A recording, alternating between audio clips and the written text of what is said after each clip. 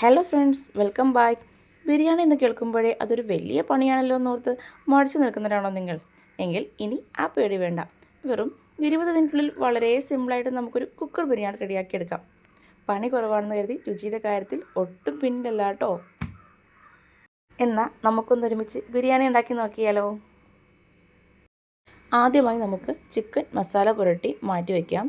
അതിനായി കഴുകി വൃത്തിയാക്കി ചിക്കനിലേക്ക് ആവശ്യത്തിന് മുളക് പൊടി, മല്ലിപ്പൊടി, മഞ്ഞൾപ്പൊടി, ഗരം മസാല, ഉപ്പ്, പിന്നെ അല്പം കുരുമുളക് പൊടിയും കൂടി ചേർത്ത് കൊടുക്കാം.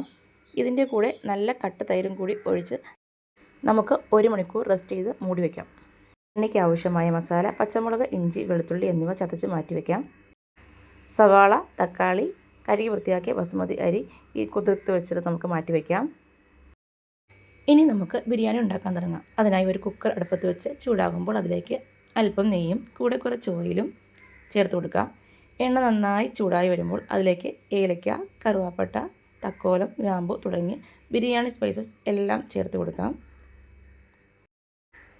ഈ മസാലകളൊക്കെ എണ്ണയിൽ കിടന്നൊന്ന് പൊട്ടി അതിൻ്റെ ആ നല്ല മണം വരുന്നതുവരെ നമുക്കൊന്ന് കാത്തു നിൽക്കാം. അതിനുശേഷം നമ്മൾ അരിഞ്ഞു വെച്ചിരിക്കുന്ന സവാള അതിലേക്ക് ചേർത്ത് കൊടുക്കാം. സവാള പെട്ടെന്ന് വഴന്ന് കിട്ടാൻ വേണ്ടി നമുക്ക് കുറച്ച് ഉപ്പും കൂടി ചേർക്കാം. സവാള നല്ലപോലെ വഴന്ന് ഇതുപോലെ ബ്രൗൺ നിറമായി വരണം. അപ്പോഴാണ് ബിരിയാണിക്ക് ആ ശരിക്കുള്ള രുചി കിട്ടുന്നത്. ദാ ഇതുപോലെ വഴന്നു വന്ന സവാളയിലേക്ക് നമുക്ക് ചതച്ച് വെച്ചിരിക്കുന്ന ഇഞ്ചി, വെളുത്തുള്ളി, പച്ചമുളകും കൂടെ ചേർത്ത് കൊടുക്കാം. അതിനുശേഷം തക്കാളി ചെറുതായി അരിഞ്ഞത് നമുക്ക് ആഡ് ചെയ്ത് കൊടുക്കാം. അതിൻ്റെ കൂടെ തന്നെ നമുക്ക് പുതിനയിലയും കൂടെ ചേർത്ത് കൊടുക്കാം. എല്ലാം കൂടെ നമുക്ക് ഒന്ന് മിക്സ് ചെയ്തെടുക്കാം. അതിനുശേഷം നമ്മൾ മാറ്റി വച്ചിരിക്കുന്ന ചിക്കൻ ഈ മസാലയിലേക്ക് ആഡ് ചെയ്ത് കൊടുക്കാം.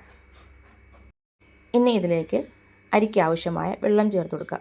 1 ഗ്ലാസ് അരിക്ക് 1.5 ഗ്ലാസ് വെള്ളം എന്ന കണക്കിനാണ് നമ്മൾ വെള്ളം ചേർത്ത് കൊടുക്കേണ്ടത്. ശേഷം നമുക്ക് കുതിർത്ത് വച്ചിരിക്കുന്ന ബസുമതി റൈസ് ഇതിലേക്ക് ചേർത്ത് കൊടുക്കാം. ജസ്റ്റ് ഒന്ന് ഇളക്കി കൊടുക്കാവുള്ളൂ, അധികം ഇളക്കി കൊടുക്കരുത്, അരി പൊട്ടിപ്പോകാൻ ചാൻസ് ഉണ്ട്.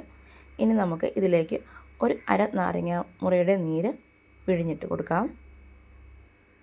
അതിലേക്ക് അപ്പോൾ തന്നെ നമുക്ക് കുറച്ച് ഉപ്പും കൂടെ ആഡ് ചെയ്ത് കൊടുത്തതിന് ശേഷം കുറച്ച് പുതിനയിലയും കൂടെ അതിൻ്റെ പുറത്ത് വിതറിയിട്ടതിന് ശേഷം നമുക്ക് കുക്കർ അടച്ച് വെച്ച് ഒരു വിസിൽ വരുന്നിടം വരെ വെയിറ്റ് ചെയ്യാം.